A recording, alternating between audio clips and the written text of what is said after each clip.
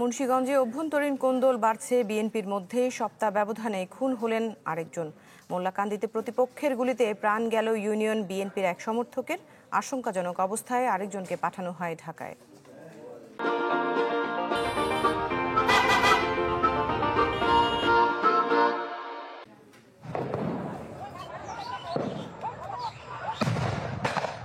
আধিপত্য আর রাজনৈতিক দ্বন্দ্বে কয়েকদিন ধরে উত্তপ্ত মুন্সিগঞ্জের মোল্লাকান্দি ইউনিয়ন।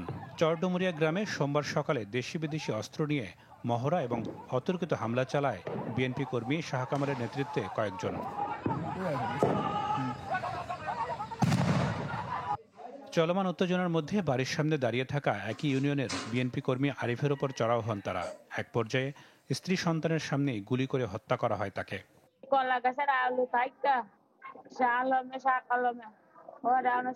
গুলি করে হালাই দিছে।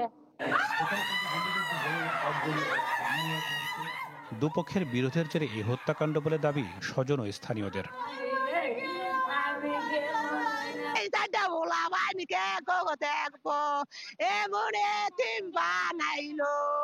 আমরা সূক্ষ্ম বিচার চাই, আর যে এই কাজ করছে তার ফাঁসি চাই।